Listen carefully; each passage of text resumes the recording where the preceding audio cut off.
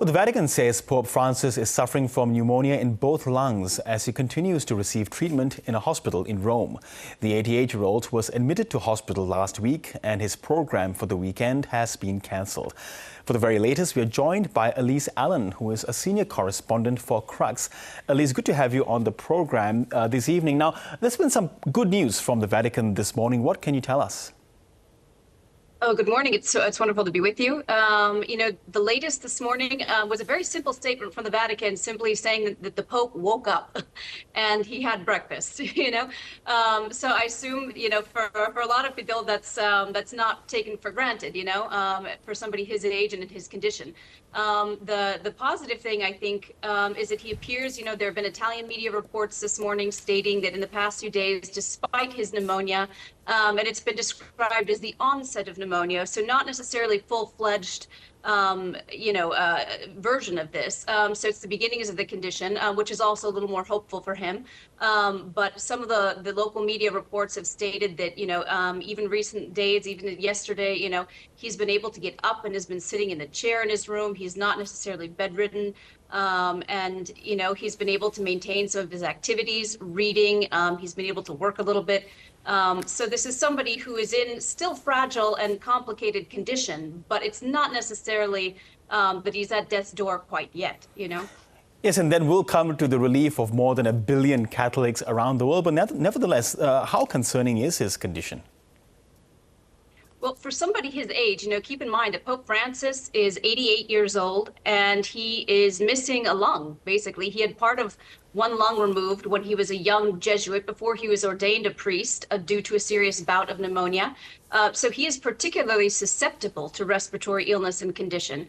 So this is something that has to be watched extremely carefully. And it's something we've already seen him struggling with in the past weeks, leading up to his hospital stay. He's been breathless and unable to finish speeches. He's had aides have to read his prepared remarks for him on many occasions. So this is something that he has to be very careful about. And the fact that this has developed into, the onset of pneumonia is concerning for somebody, again, at his age and with his medical history. So this is something of great concern. But, he's in good hands at the Gemelli. He has, his consistent team there. It's where popes typically go for all their treatment. So they're used to this kind of thing, and he's being very carefully watched.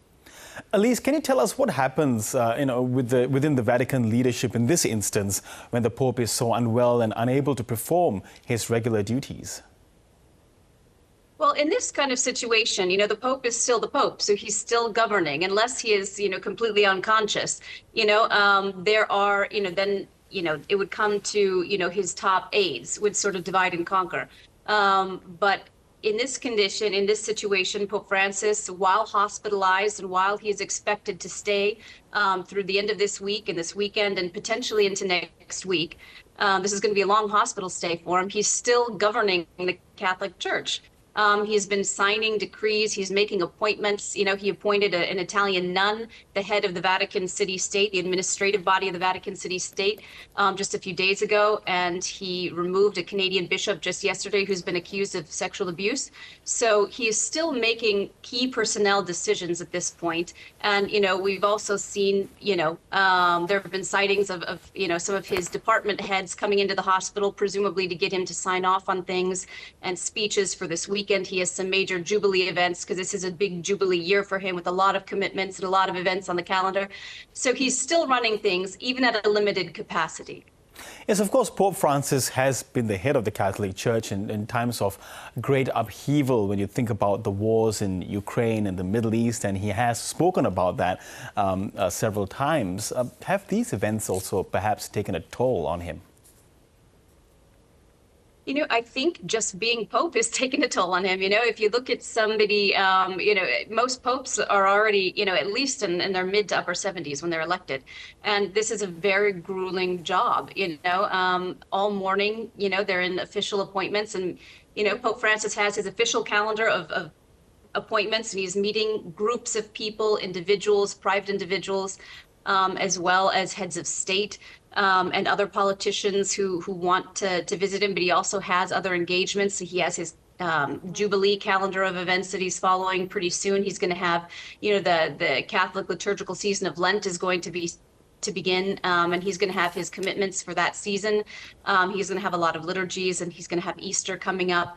In addition to, potential foreign trips. This year, there's not much on the calendar. He is projected to take a trip to Turkey in May for the commemoration of the Council of Nicaea.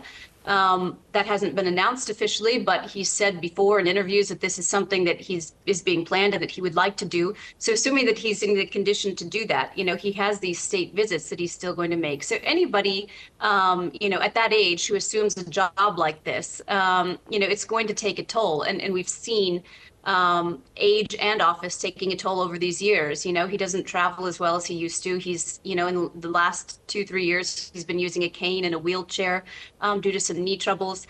He's had 2 abdominal surgeries in the past few years.